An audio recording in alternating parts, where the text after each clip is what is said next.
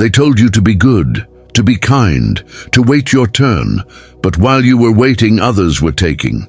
While you played by the rules, they were rewriting the rule book. This isn't a flaw in the system, it is the system. Most people are pawns in a game they don't even know they're playing, moved by invisible hands and hidden agendas. They live in a world of pleasant illusions, but you're about to see behind the curtain. You're about to learn the secret mindset that separates the architects of reality from those who simply inhabit it. This is the Machiavellian mind. You've felt it, haven't you? That frustrating sense that no matter how hard you work, how much you give, you're not getting ahead. You see others, less talented and less dedicated, soar past you. You've been the loyal friend who was stabbed in the back, the dedicated employee who was overlooked for a promotion. You followed the script. Be honest, be transparent, be a team player, only to find yourself outmaneuvered. This isn't bad luck, it's a strategic disadvantage.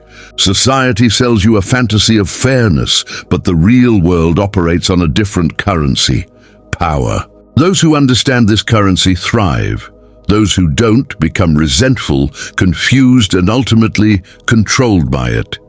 They become bitter, believing the world is inherently unjust, failing to see that they simply never learned the rules of the game.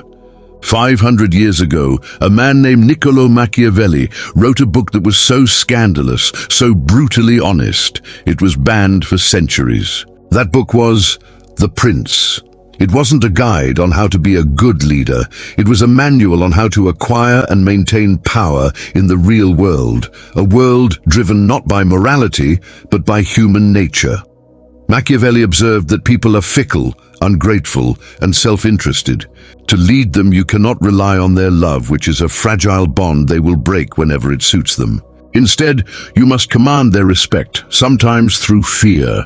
This is the core of the Machiavellian mindset. It is the art of strategic realism. It's about seeing people not as you wish they were, but as they are. This isn't about becoming a tyrant. It's about becoming a strategist. The Machiavellian mind is a calculating engine, not an emotional reactor. While others are swept away by outrage, passion, and idealism, the strategist remains detached, observing the patterns. They understand that perception is more powerful than reality.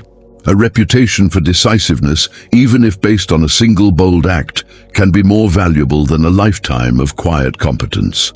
They know that promises are tools, alliances are temporary, and information is ammunition. This mindset is not evil. It is a form of higher-order thinking, a psychological operating system designed for a world of competition and hidden motives. It's the difference between being a sheep, hoping the wolf won't come, and becoming the shepherd who guides the flock and protects it from the wolf. The shepherd isn't evil. The shepherd is a realist. Now I want you to drop this affirmation in the comments. I choose to see the world as it is, not as I wish it were. So, how do you cultivate this mindset? How do you shift from a pawn to a player? It begins with 3 fundamental Machiavellian principles you can apply today. Number 1, master the economy of words. Powerful people don't talk to fill the silence. Every word they speak is an investment. The more you say, the more you risk saying something foolish, and the more you reveal your intentions. Practice speaking less, but with more weight. When someone asks a probing question, give a polite but vague answer. Let them fill in the blanks. Let them project their own ideas onto you. In their confusion, you gain clarity. In their attempt to read you, they reveal themselves. Silence is not emptiness. It is a space for observation and calculation. Number 2, embrace strategic detachment. Your emotions are your greatest vulnerability. When someone angers you, they control you. When someone charms you, they disarm you. The Machiavellian mind trains itself to observe its own emotional responses without acting on them. The next time you feel a surge of anger, envy, or even excitement, pause. Ask yourself, What is the strategic purpose of this emotion? Who benefits if I act on it? This internal check creates a buffer between impulse and action. You don't suppress your emotions, you analyze them as data. This detachment allows you to think 2, 3, even 4 moves ahead while everyone else is reacting to the present moment. Number 3, study human nature like a predator studies its prey. Stop taking people at their word. Instead, watch their actions. Pay attention to what they do when they think no one is looking. Understand their vanities, their insecurities, their deepest desires. People are driven by self-interest, but they mask it with a veneer of morality. Your task is to see behind the mask. Don't judge them for it. Understand it. Knowing what truly motivates someone is the key to predicting their behavior and influencing their decisions. The most charismatic leader, the most generous friend, the most righteous critic, they all have a hidden ledger of needs and fears. Learn to read that ledger. Now state this with conviction in the comments. My actions are guided by strategy, not by impulse. Final payoff, 739. The Machiavellian mindset is not a path to darkness, it is a lantern in the dark. It's the uncomfortable, unpopular truth that power has its own grammar, and if you don't learn to speak it, you will forever be at the mercy of those who do. You've now seen the hidden rule book. You've learned to value strategic silence, emotional detachment, and the ruthless observation of human nature. You are no longer navigating the world with a faulty map.